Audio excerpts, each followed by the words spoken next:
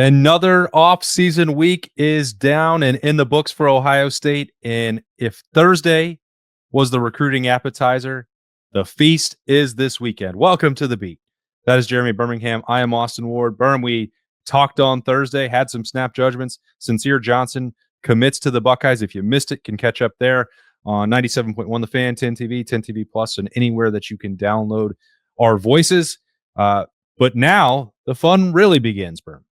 Yeah, I don't know if it's fun. It's a lot of work for Ohio State. They've got 16 official visitors by my last count coming to town. It will be the finale of June's recruiting efforts for the Buckeyes. The entire coaching staff, as we have talked about throughout the week, will be going to parts unknown, scattering throughout the country and the world to take some much needed and much deserved vacation for them before they come back and get to football season. As you mentioned, Sincere Johnson made his commitment on Thursday. Luke Wafel, a major priority defensive end for Ohio State, made his decision on Thursday. And we had a chance to sit down with Sincere Johnson and discuss his commitment on Wednesday evening. So we're going to cut that into this episode of The Beat and let people get a chance to know him a little bit. I do want to preface, if I may preface, there was some nasty, formidable weather happening in northern Ohio and southeast Michigan on Central Wednesday. Ohio getting slammed as well. Well, good. I'm glad to hear that everyone there is getting slammed as well. And that's also full disclosure and transparency.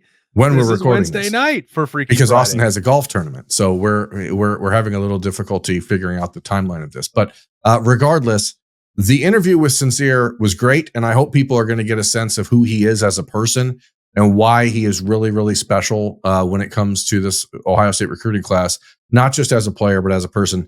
There is going to be some creative editing and some jump cuts probably here and there, which is not our normal way, but in an attempt to facilitate the interview and make sure that we had it without scrapping it and having to start all over, because Thursday obviously is a pretty busy day for Sincere with the commitment and celebration with his family. We're going to cut to that now. And when that's over, after all the creative editing is done, Austin and I will come back and we're going to deep dive into the 16 official visitors heading to Columbus this weekend. So for now, let's cut to me with Sincere Johnson, Ohio State's latest linebacker commitment. Sincere Johnson joins me now. Sincere, first and foremost, congratulations on what I imagine was a day that felt like a huge weight off your shoulders, but also a lot of years in the making, but also like a huge celebration for your family. What does it feel like to tell people you're an Ohio State Buckeye? I feel blessed, going through this whole process, being from Ohio and obviously coming out of Glenville. This feeling is amazing and it's a blessing. Many kids, dream about being in my shoes, and I'm one of the kids that's being able to become a Buckeye. So, it's a blessing, by the man above God, and I love it. Let's go. When you finally made this decision, there's a lot of nuance here that we can talk about and a lot of details that led you to this moment. But before we dive into the particulars, the big picture, what is it about Ohio State that made you decide this is the place for me, not Penn State, not Alabama, where you have a lot of family? What is it about Ohio State that was like, hey, I can't pass this up?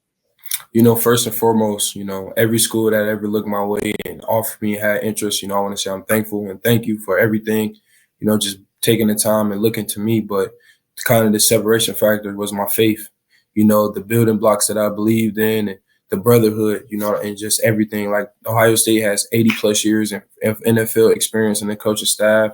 Ohio State is built off the foundation of God, it's things like that. It's very powerful to me. And, obviously being an Ohio kid in the backyard and having that pipeline from our school, the development is like no other. Like I see it with my own two eyes with Arvell Reese. Obviously, he's somebody I won a state championship with in high school. He was my big brother. He was my mentor. Just seeing him develop from high school to obviously projected to get drafted this year. Bryce West, I won 2 state championships with him. Seeing his development, and he's been projected to get drafted his junior and senior. So those are things that the proof is in the pudding. You know what I mean? And, I always grew up wanting my family to come watch me at Ohio State. It was a big thing for us, and I can make that dream come true. Yeah, I think it's funny. Maybe not funny. Maybe funny is the wrong word. I don't know.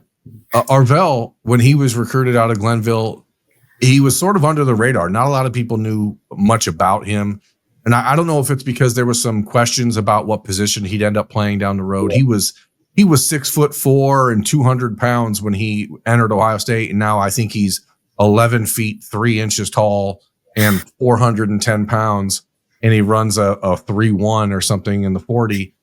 And like when you watch that happen and you see a kid like that you saw as a young guy in 3 years become this, like, I mean, real dude. Like I'm on the record saying I think he's the definition of a silver bullet for sure. Yeah, I think he's going to be the second Ohio State second Ohio State player picked in next year's draft behind Caleb Downs. So like there's nobody in the country more pro Arvell Reese than me. But when you see that and you see a kid who becomes this different type of dude than you remember, is it like a breath of fresh air for you? Is it a big exhale to say, hey, these guys at Ohio State are not just selling me hope. They've done it. Both. You know, I've never been a guy that wants the easy way out. I've never been a guy that wants to take shortcuts. You know, just seeing everything Arvell has been through, the ups and downs. You know, he told me how hard it is. I love it. You got to embrace the work. And that's just how it is at Ohio State. It's like I talked to Coach Day, it's going to be hard. It's going to be tough. And that's what I'm signing up for. I don't want to go to a school that's going to hand me anything. And, you know, I feel like I get that Ohio State, obviously. You know, my goal is to come in, play young, anything I can play, win, freshman, All-American. But it's going to be tough. And that's why, you know, I'm early enroll and things like that. But it's a breath, it's an inhale and an exhale because you see the level of production that they in development that they bring. But at the same time, you know what it takes. And I'm ready. You know, you began your Ohio State recruitment at an interesting time. It was basically right at the moment that James Laurinaitis came back to Columbus after his 1-year hiatus at Notre Dame, working with Marcus Freeman. And, you know, the first year he was recruiting you, he was not the full-time linebackers coach, and Jim Knowles was. Jim Knowles, obviously, at Penn State, was one of those 3 finalists for you. So the relationship with Knowles was good. But James Laurinaitis is someone that you watched all of your heroes playing football with when you were younger, right? Like you're watching Dante Whitner play with James Laurinaitis. Like, is that crazy to you that the guy that you it's definitely crazy, and it's so mind blowing just how fast time blows by. But what a lot of people don't understand is I'm 16, so Laurinaitis has been out there for 3 years. Yeah, now this is his 3rd year. Yep, I was 13, so like a lot of people don't realize I had a very long relationship with Laurinaitis just when he entered there. You know, obviously Arvell, they was recruiting him, and I was the next guy up. So it's been a long time coming. So, you know, it's mind blowing and it's shockingly just to realize how fast time blows by and just how much you can get lost. You know what I mean? Like a lot of people think they got time. You can get lost in that because time don't wait on nobody. So it all depends on what you do with it. Back in April, I think it was, I asked you at the Under Armour camp it was in Columbus. I asked you, like, what bothered you more, when people assumed you were going to Ohio State because you're a Glenville kid, or when people told you, be your own man, do your own thing. You don't need to go to Ohio State. You can be your own man. You told me at the time that you found it insulting that people wouldn't expect or think that you would pick Ohio State on your own. Like they didn't have the track record to prove it. When you got a chance to break down all of these decisions, was there something that Ohio State had that the other schools just didn't? And you don't need to go into detail with the other schools, but was it just the pipeline from Glenville? Is it James Laurinaitis? Is it Ryan Day? Is it a combination? What was the thing that separated Ohio State the most? You know, just backtracking to the question you asked me, I feel like that's very insulting, just for the simple fact I put the work in for my whole life. You know, there's, to me, obviously Ted Gensier and the people that came before me, which I'm so appreciated because they laid down the blueprint. But for you to obtain that blueprint, you have to put in the work. And that's just how it is. And I feel like people made it seem like the only reason why I had the opportunity to go to Ohio State was because of people before me, which is totally not true. Because before I got the Ohio State offer, Coach Laurinaitis told me he wanted to offer me my freshman going into my sophomore year. But he wanted to see me develop and put in work. And that's what I did. I bust. Like I got up 6 a.m.s. I trained hard, dropped weight. Like you said, on some socials, like on some sites, they got me as 240. I'm 227, 226. Like got my 40 down, got my 40 down, I'm 6'3". Like, so it just goes to show the work that I put in, but everybody have their own opinion. You know, I let everybody have their own opinion, but that's my answer still remains the same, because that's just like you knows the time and the work you put in for something. And if somebody try to come and take that away from you, you'd be like, oh, that's disrespectful. And that's how I feel. But at the end of the day, I'm still greatly appreciative of everybody that came before me. And, you know, Ohio State I want to leave my own legacy there, you know, just that's kind of where I'm at, you know, just being from Ohio and always looking up, like the conversation you just had about Laurinaitis, you know, being able to go in there and talk to him about that, you know, it's the competition even with me and him. Like I told him, I'm going to come and win 2 Buckley's Awards. I'm going to double everything you have won down there. So that kind of just set me apart from him. And he knows how hungry I am. Like he had that same hunger when he was playing. And that's the type of hunger that I have. So that just goes to show, like, the type of coach he is. Like, I want to be coached by an all-great linebacker, which he's still the leading tackler for the Rams. He won the Buckley's, won the best defensive player in college football. He's going to be in the College Football Hall of Fame. There's no denying that. So that's kind of the separation piece. And on top of that, Columbus is in Ohio. It's home. Life after football is like no other. You know, and I've never been a kid to chase an IL, so, you know, that's not even a conversation for me, because I'm a football player first. And then, so, you know, the football piece and the aspect of everything is undeniable. We live in a world right now in college football recruiting where everyone knows it's a business. It's ugly at times. It is from the outside looking in, focused a lot of the time on the wrong things. When you see a coach like James Laurinaitis, a guy that played at Ohio State, raised his family in Columbus, left for a year, and he went to Notre Dame to try to determine if he wanted to be a coach, had an opportunity to come back to Columbus and immediately did it. And now you can reasonably feel safe that he's not going anywhere. He's going to be the linebackers coach or better at Ohio State for your entire career. How important is that to know that there's stability with James Laurinaitis, there's stability with Ryan Day, even Matt Patricia? I mean, I'm sure you've spoken with Coach Patricia a number of times about his plans. He doesn't seem like the type of guy who's like coming into Ohio State to be there for 1 year, from what I've been able to discern from him. You know, that means a lot. You know, like you said, the way college football is now, you have everybody jumping from this point to that point to this point to that point. And being able to go to a university for 3 to 4 years, possibly 5, and just knowing that the people that you come in with, they're still going to be there. You have to, like, that's a separation, because you know you have your college experience. You're going to play college football for the same people. So it means a lot. Okay, Sincere Johnson is back. He's now on his cell phone because the storm that we are experiencing in the Midwest knocked out his Wi-Fi. So that's fun. That's the beauty of the internet. Sincere, I don't want to take up too much of your time, but we're going to have a lot of chances to catch up over these next few months and celebrate what it means for you to be in the class at Ohio State. But one of the things I wanted to talk about is the relationship between you and Ryan Day. Like, that does not and has not really received much publicity, because Ryan Day is the head coach and everyone just assumes that everyone has a great relationship with him. What has Ryan Day meant to you in this process? Me and Ryan Day has had an amazing relationship throughout this process. You know, I know his son. You know, his son is a part of my class, and Ryan Day has been a vital point for me and my family. You know, being able to sit down with him and he come up to the school and we just have a good time. When you talk to a guy like that, and you've seen everything that Ryan Day's gone through in the last couple of years because you've been watching it up close, and then you see the resilience that he has as a man, what he's been able to accomplish despite all of the noise around his job and all this stuff heading into the end of last season. What does it teach you about what it takes to survive at a place like Ohio State? He just teaches me, you know, the team is definitely a reflection of your coach. And right, it shows that just how resilient the team was obviously after losing to the team up north, and just how they bounced back. Even Ryan Day, you know, with the conversations about his job and how he bounced back. So, it definitely just shows, the team represents the staff. And Ryan Day has been a good representation of never giving up, never stop fighting.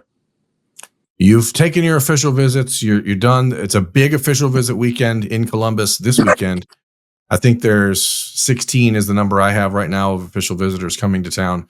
Is there any chance you're getting back down there this weekend to help recruit some dudes? Or are you going to lay low and get ready for Glenville camp? What's next for you? We actually finished up Glenville camp. Well, me and my team have a 7-on-7 this weekend. So, I'm gonna be with my boys. We're gonna be rocking on, but I'm gonna definitely be recruiting all over social media. Do you feel comfortable doing that? I mean, I know you don't like when I know a lot of you guys don't like when other players recruit you, but now that you're committed and everyone knows it, do you feel comfortable going out there and telling Braylon Womack, "Hey, Braylon, stop messing around. Time to join the bunch"? To a certain extent, you never want to go overboard with it, but just a simple text like, "Yo, bro, slide," or come join the team, like that'll work. I will never be the person to try to go overboard with it because I don't like that. So yeah. Well, look, man, I know this has been chaotic a little bit, and I think that the people watching it and listening to it are still going to be super thrilled that we were able to do this and give them a chance to get to know you a little bit. What we're going to do, you and I will find a time in the next month or so to sit down in person and do a more formal interview where we can really give folks a chance to see who you are, because it's not going to get talked about enough. And that's what I think is important in this process. Yes, you're the number 4 ranked linebacker in the country. You should probably be ranked higher if we're being honest, but you're the number 4 ranked linebacker in the country. You're all of the things on the field that make you a special player. All of them pale in comparison to why Ohio State really wants you in their program. And it's because of who you are as a person, and as a student and as a son, and that stuff still matters. And it's nice to see you and your family getting an opportunity to live out this dream. So congratulations, man. That was beautiful. And if Sincere could answer right now, he would say thank you. He may actually be crying. That's why he's not answering. I think it's because he's teared up. While we try to figure out the internet situation, I just want to say thank you to Sincere Johnson for joining us. Sincere, if you can hear me, if you can respond, thank you very much for being here. We'll sit down again soon in the near future and do it in person. Congratulations, yes, man. I appreciate you. I'm sorry. That is absolutely not your fault. We're dealing with all of it ourselves as well. That's the beauty of the internet. So congrats. Go out and celebrate with your family, and we'll talk soon. All right. Yes, appreciate sir, you. thank you. We're back. Sincere is awesome. I hope you guys got a chance to really feel that. It's weird, Austin, because we are in a world now where if Ohio State doesn't get every commitment that they want from the state of Ohio, the world is ending. And when they do get a commitment from a kid in Ohio, it's expected and it's not a big deal. But I promise, Sincere Johnson's a big deal for Ohio State. Yeah, and sometimes I don't know. Feeling bad is not the right word for it. I sympathize with their situation a little bit because they are expected to go to Ohio State. If you are a 4 or 5-star recruit in the state and have shown, and the Buckeyes have shown any interest in you, well, that's just where you should go. And we talked about that on Snap Judgments. It should never be assumed that that's the case. And even if it does wind up being the case, that should still be celebrated. It's a lifelong dream. Whether you grew up cheering for Ohio State or not, when Ohio State, and whether you're in the Buckeye State or not, when the Buckeyes offer a scholarship to you, that's worth celebrating. If you decide that's where you want to go and the Buckeyes are going to take you, well, that deserves a celebration too. So sometimes they do get taken for granted, whether that is the media coverage, whether that is looking on, all right, well, Sincere Johnson is in the fold, who's next? And then you immediately shift to the next linebacker or the next defensive target. And, that stinks a little bit. And I know that you and I have, I know that we see eye to eye on this, and we always try to put as much of a spotlight on these decisions as we possibly can, give them the moment, give them their chance to celebrate for everybody in the class. And sometimes the coverage doesn't match every single kid that comes in, but it deserves a full-blown party, because not any kid in Ohio is achieving a lifelong dream. And if that's also someone who has a chance, as you said, with a 4-star pedigree next to his name to be a major impactful player for the Silver Bullets. Well, even better. Celebrate that doubly if you want to. Yeah, this is not a commitment that people should overlook just because it was expected. It's not a commitment where you should be saying, okay, who's next? Because Sincere Johnson is a major, major win for Ohio State and a player that the Buckeyes have decided was worth putting off other linebackers around the country that they could have continued recruiting and didn't. So while I don't want people to sit here and say, okay, who's next? Move on from Sincere Johnson. Who's next? Let's move on from Sincere Johnson because Ohio State has a bunch of official visitors heading to town this weekend, starting with, as I have it on the screen here, 7 of the Buckeyes' 16 commitments. And that means 3 of the wide receivers, highlighted by the modern-day duo Chris Henry Jr. and Caden Dixon-Wyatt, and Brock Boyd, the other receiver in this class from South Lake Carroll. And here's the thing about those 3. It's pretty darn hard to find 2 better high school programs to go get football players from than Mater Dei and South Lake Carroll. And the Buckeyes and Brian Hartline have the makings of a really special recruiting class at wide receiver. Simeon Caldwell, defensive back from the Bulls Academy, the Bulls School, in Jacksonville. He is the nephew of Tim Walton. He's been committed to Ohio State for a few months now. He actually was in town this week on Tuesday and has spent the entire week in Columbus ahead of his official visit. Blaine Bradford, the country's number 1 ranked safety, coming back to Ohio State from Baton Rouge, Louisiana. He's got some recruiting to do himself this weekend. We'll get into that momentarily. And then 2 other defensive backs in Jacob Weatherspoon from Avon, Ohio, and Jordan Thomas from New Jersey. You look at it and you're like, does Ohio State recruit other positions? Because it's all just wide receivers and DBs all the time. And certainly you need balance, but boy, oh boy, when you keep adding players that are this good at wide receiver and defensive back, like it's not something you should complain about. It feels like Birm, and I don't know that it was intended this way, but it's a showcase for 2 of the elite position groups in the country that are, you can look at the current roster at Ohio State, which they'll do that. They'll have, Buckeyes hosting on visits. And then you'll have these guys who are taking their visits or looking around like, well, this is what we signed up for. Want to be around greatness. And maybe you can tell me that they did want this to be a showcase for those 2 position groups that are 1A and 1B nationally for both recruiting success and on-field production. But like, if you're looking around and you're another group, like, well, why can't the defensive line be like that? Why can't the linebackers do that? Like, maybe that could be contagious. Yeah, it's weird. I don't know why it feels like the other position groups are having such a difficult time landing commitments, because the defensive backs and wide receivers never seem to have a problem. But here we are, and this class with 16 guys, you've got 4 receivers, you've got 4 defensive backs, you've got 3 offensive linemen, but you're just putting some pieces together. And Ohio State is not in a position right now where they want to have 29 or 30 commitments like USC, because they're trying to completely rebuild their roster and they're just going to dump kids as they move along. Like, Ohio State is very particular. They're very specific about who they want. And when a kid commits to Ohio State, they're not in the habit of moving on from them or trying to replace them later with someone better. Like, this is a true trusting in your evaluation situation. And these guys make it easy because you have Chris Henry, who is a number 1 ranked receiver in the country for 2 years in a row. And now is, I think, the number 3 or 4 receiver in the country based on some injury stuff that he dealt with last year. Blaine Bradford, the number 1 safety in the country.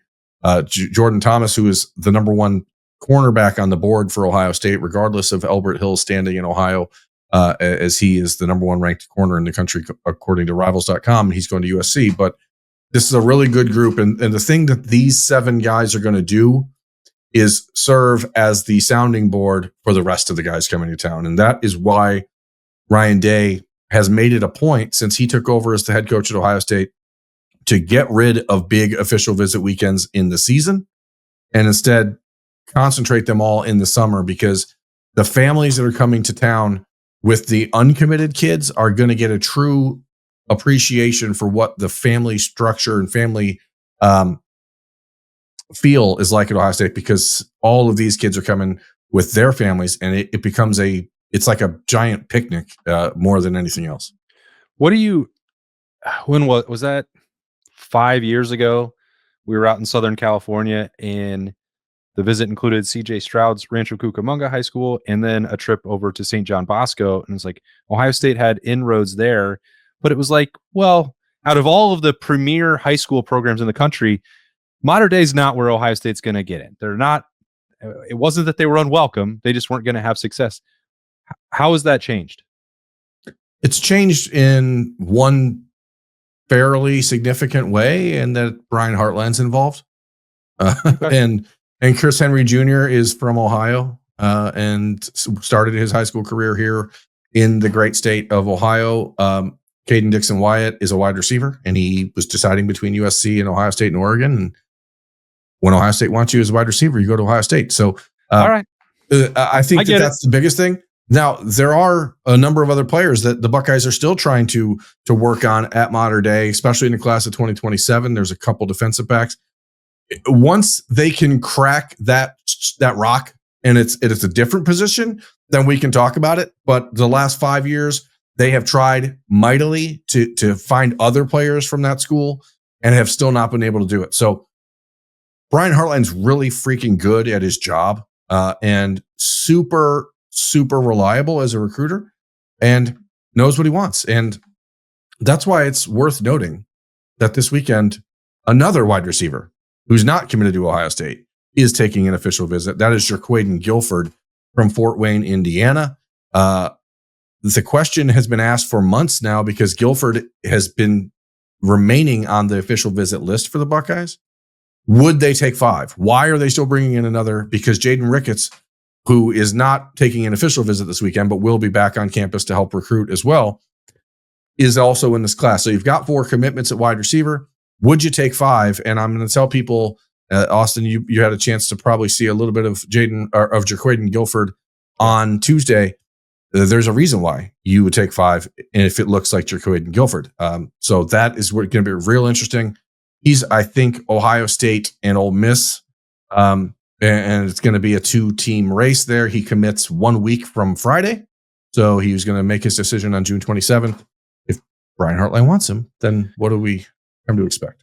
Yeah, Brian Hartline is not in the business of losing recruits or missing on evaluations. Now, sometimes there are complicating factors with the latter, but the former, if he, and I don't know that anybody in the building or watching Guilford work out was like, well, there's some doubt about this guy. He was dominant in those workouts. He did everything that you could in the summer. And I know that that's not the sole and only piece of an evaluation, but I think Brian Hartline certainly knows what he's looking at. And there was an unmistakable air of confidence around his decision-making when it came to pursuing him. So that's a long-winded way of saying Brian Hartline wants him. And once he sets his sights on something, he's going to go to the mats to get that done. Again, doesn't guarantee it, but generally those pieces come together pretty well. And a reminder that the standard right now for Brian Hartline is 4 every year. And this might just be an exceptional year that there's a 5th like this that is within the Ohio State radius that they are feel like they have to own.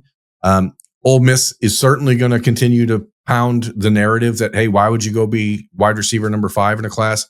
And it's, I think, important to distinguish between being the part of a 5-man class and being the 5th receiver. Like, those are 2 very substantially different things, because I don't believe that Ohio State or Brian Hartline views Jaquaden Guilford as a throw-in option. Like, this is a guy that they believe has a potential to be a superstar down the road. And if you see him, I saw him at the Under Armour camp at the end of April, and then at the Ohio State camp on Tuesday. Like, he's a superstar monster potentially down the road. Well, and time also marches on, Birm. So Carnell Tate, there's no chance that he's going to be back on the Ohio State roster in 2026. There's a world where Brandon Ennis is off to the NFL draft after this year as well. Who knows? He's certainly put in his time already without necessarily getting on the field, but he would have that decision to make. And even if he returns for another year, Jeremiah Smith is not going to be on this roster for more than 2 more seasons. And I'm not here to sound any alarms, but like the NFL could be like trying to force him into the draft a year early too. So like, there's a world where there's a lot of turnover coming within the next 2 years where maybe that can change the calculus for them with, Ohio State has had the luxury of a lot of years where Emeka Ibuka came back for a senior season, where Chris Olave came back for a senior season, where you had Terry McLaurin and Paris Campbell and Johnny Dixon further back before that, KJ Hill, where guys played 4 or 5 years. I'm not sure that that's going to be the blueprint moving forward at the level that Brian Hartline is recruiting.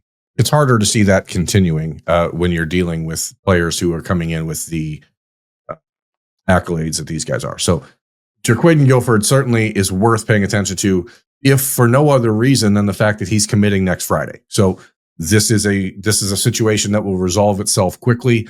If it ends up being a 4-man class for Ohio State, Brian Hartline is fine with it, but he canceled official visits for a number of other receivers who had planned to be here in the month of June, and Guilford's did not get canceled. And that is telling, I think. And Jaquaden Guilford's trainer is a guy named Dre Muhammad in Fort Wayne. He's the same guy that was Austin Mack's trainer years ago. And like, there's a really good relationship between Ohio State and Muhammad. And so if all things being equal, it's hard to see him not picking Ohio State a week from now, but this weekend is important. And again, Ole Miss, for all of the jokes you can make about their program, wide receiver is one position they have actually developed fairly well and produced some successful seasons with over the last few years. So I'm not going to count them out, but he's coming to Ohio State this weekend for a reason. And if he was really worried about being a part of a 5-man class or any of that other stuff, I don't think he would be. So don't you dare try and stop me from making jokes about Lane Kiffin. You can make jokes about Lane Kiffin, but you can't make jokes about the offense at Ole Miss. They score a lot of points. They give up a lot of points too, buddy. They sure do. We're going to have to go back to the offense there, Austin, because the interesting thing about this weekend, really, to me, are these 5 guys on offense, because there's a unique, maybe not unique, but there's at least an interesting story to each piece of this. Luke Fahey is a quarterback from California coming in. He was actually the quarterback for Ohio State 2025 signee, Philip. Wow, my brain just Bell. Philip Bell. Wow, sorry, Phil. Philip Bell. He was the quarterback for Philip Bell out at Mission Viejo. So he's actually a guy that the Buckeyes have been keeping an eye on for a while. Does not have an offer, and I can't remember the last time Ohio State hosted an official visitor that did not have an offer coming into the official visit. So that is exceedingly rare. The Buckeyes are still on the hunt for a 2026 quarterback. He is the only official visitor at quarterback they're hosting this summer. It seems likely to me to assume an offer's coming. And if that occurs, then things can get very heated up quickly when it comes to that. Now, Derek Cooper, Buckeyes have Faber Aki committed at running back. Derek Cooper is a 5-star, all-world, everything. Miami, I think, would actually want to take him and turn him into a defensive back. He's like that good of an athlete. He's a freaky type of a dude. He plays at Chaminade Madonna High School in Hollywood, Florida. A fairly good Ohio State wide receiver came out of that school recently. Fairly good? So we'll see if there's any influence there from Jeremiah Smith. But Derek Cooper, I think, is an Ohio State-Georgia battle, even though Miami is very much in the mix. And then there's 2 offensive linemen we very rarely talked about in pretty much any setting. That's J.B. Shabazz from North Carolina and Deron Parks, who is down in Florida but started his high school career in West Virginia. Parks is like a massive dude, like 6'5", 350 pounds, just a massive hunk of humanity. But he is a major project in that he is 3 to 4 years away from contributing, but he's really freaking athletic. And that's the type of player where if you can get him, and I hate to say this about college football players, but if you can get him for relatively cheap or almost free, he's got enough moldable clay there that makes you go, let's see. Shabazz. Are we gonna have to start saying getting him on a freshman deal? Yeah. Okay. I think that's I think you have to. All right. It's a new world order. And Shabazz is interesting because the other offensive tackle that most people have had penciled into the Ohio State recruiting class is Aaron Thomas from Phoenix, Arizona. Aaron is visiting Texas A&M this weekend. Ohio State is kind of in the mindset that if Texas A&M gets aggressive with NIL, that he will end up there. Florida State is also in the mix. That's where his father played. So there's a, like, Shabazz could actually become a fairly important recruit if things go a different way. He's a really good player, but doesn't get talked about a lot. And that's it on offense. Let's move to defense. Landon Barnes, defensive end from Duncanville in Texas, is coming back. He was on campus for the Ohio State spring game. Again, not a player we talk about almost at all because he doesn't really talk about Ohio State. And in a normal position, and I say this not as an affront to Larry Johnson, in a normal position for Ohio State, like any other position on the roster, we would have a better sense of whether or not it's a serious visit or if it's, but the way Larry operates is hard to figure out. And here's something that I think maybe to pay attention to. Do you remember when Omari Abor committed to Ohio State and there was a lot of like, whoa, every other school seemed to be backing off and Larry Johnson's like, you're our guy. We love you. Came to Ohio State, had 2 rough seasons, did not play because of injury, transferred, and then immediately started, or not immediately, but started talking on social media shortly thereafter about how he made a mistake and how he should have stayed at Ohio State. I wonder if the Duncanville people and Rashad Samples, the longtime coach there, like if there's a, hey, Landon, you should really consider Ohio State because it's going to be good for you, or if it's, because he's visited LSU. Texas doesn't seem, they're like tangentially involved, but I think that he's a guy that if Ohio State was like, hey, we have room for you, he might be interested. Well, I remember distinctly our visit to Duncanville, and we didn't get to talk a ton to Omari Abor, but we did talk to a couple members of the coaching staff, and all they did was rave about Chase Young and talk about Joey Bosa and Nick Bosa and the guy who coached all of them, which was Larry Johnson. And, sometimes in this world where promises are being made and not kept, promises were made, but not kept and broken, then you do have some regret. The injuries were part of it. NIL is certainly part of any conversation. And being away from a long way from home is certainly part of it. And I think all of those things, you can understand why Omari Abor made the choice that he made. But at the same time, Larry Johnson was enamored with the athleticism, the coaching staff that worked, that he was communicating with, that was working with Omari Abor in high school. They all fully believed in what the development plan was going to look like if they could stick it out. And I know that it's challenging, and I don't blame anybody for making the choices that were made in that. But Omari Abor certainly expressed some regret that he didn't maybe have the patience or the wherewithal or whatever. I haven't talked to him since he left, so I can't say specifically what it was. But, a second crack at it, I think for everybody involved, would maybe go a long way. And that's not meant as a prediction or a crystal ball, because that's not my forte, not my job in any way, shape, or form. But this is a place that you and I visited together, and actually know how highly Larry Johnson is thought of there. And that I don't think that the previous recruitment and the way that it didn't work out with Omari Abor actually works against Ohio State at all. No, it doesn't. And that's made evident by the fact that this kid is visiting this weekend. And he also visited, as I said, in the spring. He visited in the spring with his teammate, Kevin Ford, who was also at one point on the list of potential official visitors for Ohio State. He's not on it anymore, but Landon Barnes is. And I said Rashad Samples. I meant Reginald Samples for clarity's sake at Duncanville. Rashad Samples, I believe, is an assistant coach for the Oregon Ducks, or maybe the Dallas Cowboys now. I don't know. Either way. So Landon Barnes is a guy that, as Ohio State continues to recruit other defensive ends like Carter Meadows, who visited last weekend, and Jackson Samuels Ford, I think that he's maybe being overlooked a touch, but it's also really hard, as we've said over and over, to get a true sense of where Larry Johnson's priorities are.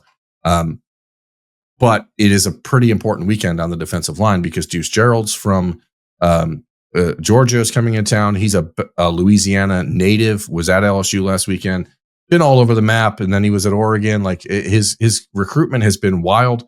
For 2 years, this is a kid who has basically said Ohio State is at the top of his list. Great relationships with Miguel Patrick at Ohio State, and Larry Johnson has been a part of his recruitment for a long time. I still think that there's a plane of existence where Ohio State is the favorite and Deuce Gerald's has just been playing a long game to explore. But I also think that he's a 3-tech that maybe you don't need the way that the recruiting process is going. So that's not to say Ohio State isn't taking a real swing, but between him and Damari Simeon, who's visiting this weekend from New Jersey, between Kari Wilder, however you pronounce his name, committed to Ohio State 2 weeks ago from California, the back and forth with Jameer Perez, like the interior of the defensive line is shaping up in a way that I think the Buckeyes could be comfortable without Deuce Gerald's. And I don't know that I would have said that 2 months ago. I would only say this, Birm. Given the conversation about this group over the last 6 months specifically, and maybe even in the last 2 years as a whole, you can't have too many. Yeah. Take more swings. Well, that's what's interesting. This is not talking stuff, so we're not going to deep dive into these conversations. But a conversation I had on Wednesday at the Woody Hayes Athletic Center, where I was told that Ohio State could be content with taking 2 defensive ends and 2 defensive tackles and being done in this class on the defensive line. That was a surprise to me because I have believed fully that they need 3 and 3. But we're seeing, and it's what you and I talked about on the Thursday morning edition of The Beat, is that this staff is treading carefully as things get sorted out. Maybe they'll get more aggressive in 4 months after they see how the landscape shifts. But right now, there is not a race to the finish line for these guys. And so the idea is, let's get to 21, 22 commitments, 23 maybe, and then supplement in the portal, because that's the world we live in now. So right, it's interesting. The final official visitor, and this is running long, but is Braylon Womack, depending on which website you look at, 5-star safety from Mississippi, Ohio State, Florida, Auburn, Texas A&M. That's the top group. Braylon Womack camped at Ohio State a year ago and did so because he loved Ohio State. And he says he's always loved Ohio State, got his offer from the Buckeyes then, is a player that a lot of people in the recruiting industry have had penciled into the Ohio State recruiting class. I have been a touch more reluctant to do that because I've been concerned about the numbers for Ohio State, both financially and from a sheer safety standpoint, because the narrative that's out there with Simeon Caldwell and Jacob Weatherspoon is that Ohio State could have 3 safeties in their recruiting class right now. The Buckeyes, however, see Jacob Weatherspoon as a corner, and I see him as a Jordan Hancock type corner / nickel player. And Simeon Caldwell, who I firmly expect to grow into a linebacker. So there's another narrative that Ohio State, I think, would like to portray, and I think it's more accurate, that they only have 1 safety committed, and that is Blaine Bradford.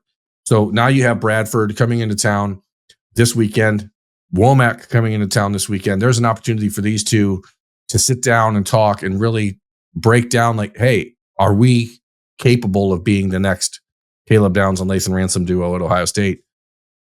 This is no longer a safety-driven defense, but when you have safeties like that, everything is better. And if you still want to put them behind the wheel, I think Ohio State has to be hoping, and hope is not a strategy, let's be clear, but they are counting on the fact that Braylon Womack loves Ohio State, that perhaps he would be willing to take a little bit less upfront that, say, Auburn or A&M or Florida are offering, and choose the school that he is most likely to commit to, where the current head coach exists when he graduates. Because the thing about Florida, USC, all these schools that are in sheer desperation mode on the NIL front, that happens for a reason. Yeah. Lincoln Riley. I get those two confused. Well, see, here's the thing. You can't include Lane Kiffin because he's going to be pursued for all of the jobs that you just mentioned if they fire their coach. He's not staying at Ole Miss for the long term. I promise you. But what I'm saying is, Lincoln Riley, if USC goes out this year and finishes 7-5, probably doesn't have a job in California next year. Billy Napier at Florida, one of the schools really recruiting Braylon Womack and moving up the charts for Braylon Womack. If Billy Napier goes out and goes 5-7, which is very possible with the Florida schedule, he probably doesn't have a job. You don't know how much longer Hugh Freeze stays at Auburn because, quite frankly, there are few people in college football who have a worse reputation as a human being than Hugh Freeze, and it's very likely he'll just find a way to screw something up. Mike Elko at Texas A&M, like that one, it feels like a long-termer to me. He's a pretty good fit there, but and they obviously have a lot of money, but it's a unique situation that Ohio State's in when it comes to guys like Braylon Womack, because the Buckeyes offer one thing that a lot of schools in the country just simply can't, and that is a stability that is like real, a security that is real, and the opportunity to say none of these people are going anywhere. Like McInerney is 33 years old. He's not going anywhere. Ryan Day signed through 2032. He's not going anywhere. Matt Patricia, for every conversation I've had with him, has been, hey, I'm here for the 4 or 5 years at least. So like there's an opportunity to sell that. And then you bring Caleb Downs into the room and you say, hey, Caleb, how's Ohio State treated you? And I bet you if you sat down the top 100 NIL earners in the nation, Jeremiah Smith and Caleb Downs would be right up at the top of the list. So if you're a player that is interested in Ohio State, like you're going to have that opportunity. Maybe it's not directly from the school, but that's the way it's supposed to be. So we'll see if those kids buy into that. All right. Well, yeah, sorry, I'm talking so much. You're talking a lot of stuff. And for the Talking Stuff fans, good news. You got a lot of that throughout this week. There was a snap judgments that was basically talking stuff. There were 2 snap judgments that were basically just extended talking stuff episodes. We touched on recruiting a number of times this week, but you know what? It's the busiest stretch of recruiting on the calendar for Ohio State. It is the way that they've structured it, and you alluded to that a couple of times, Birm. So I think the coverage should reflect that, and I hope that for those recruiting fans out there, it did this weekend, that they enjoyed it. We'll start to turn the page after this upcoming weekend, getting back to the current Buckeyes and gearing up as we're 6 weeks away from the start of training camp when we get back to the beat on Monday morning. So that's all coming quickly. But there will probably be a lot more recruiting news for Birm to break down.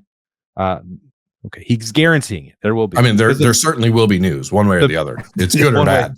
Yeah, there will be news. All right, got it. So that's coming on the beat, judgments, wherever. Like that recruiting stuff is going to continue to come up. And if you have other stuff that you want us to dive into about the current roster, let us know. Birm is still digging around trying to find that email address for you. It's listed on Thursday's episode of the Beat. So if you want it, you got it, America. All right. Thank you to Sincere Johnson for joining us. Again, my apologies for the technical difficulties, but that's what happens on the internet, as we just saw, because Austin froze just a moment ago. What? And he's doing it again. So it happens to everyone. I see myself just fine. I don't know what's happening. Guess we're heading into the weekend. Whatever.